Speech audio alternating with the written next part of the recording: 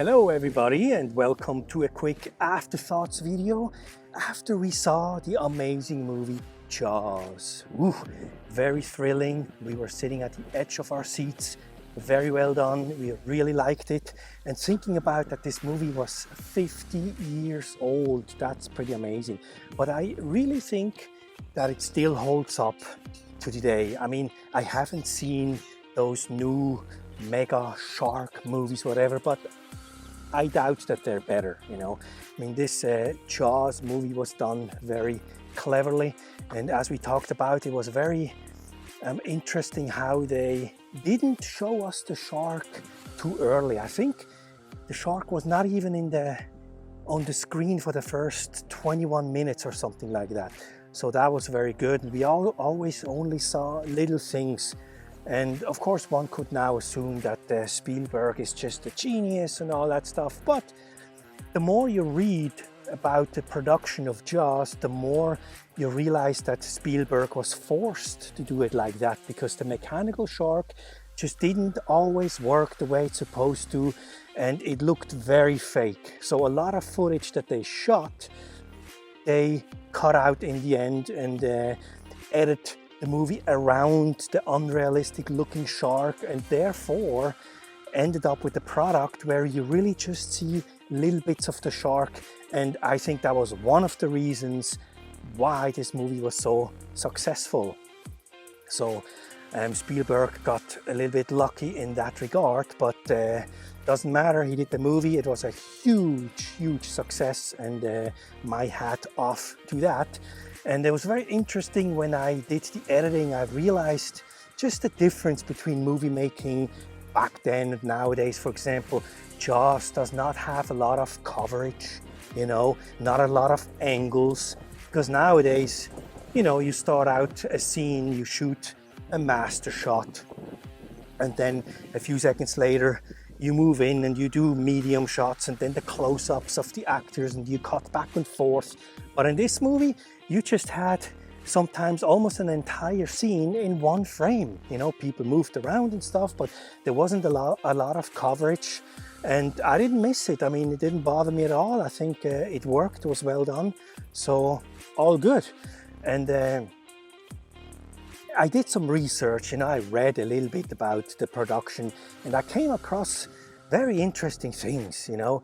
One thing was the fact that the shark is actually only for 4 minutes on the screen. And that's amazing if you think about it. It's a 2-hour movie, and the shark, which is the main subject of the movie, only appears for like 4 minutes. That was amazing.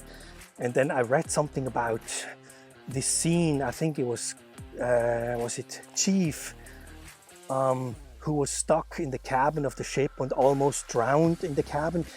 They did like 75 takes of that scene. I mean, that is just crazy.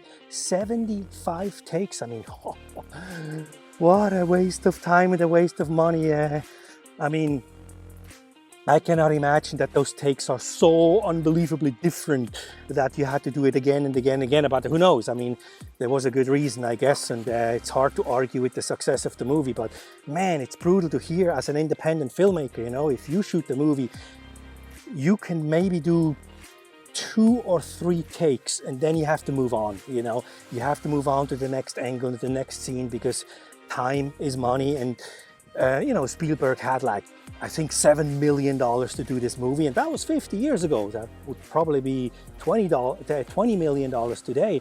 And we shoot an entire movie for $27,000. That was our very first movie, $27,000, entire movie.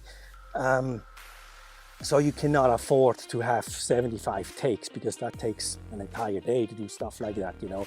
So 2-3 takes, and then you have to move on. And also, I think Spielberg had 55 shooting days scheduled for this movie, which is, I mean, that's, I guess, for a studio movie, that's normal. For us independent films makers, we try to shoot an entire movie in like 10 or 15 days. I think our first movie was 12 shooting days.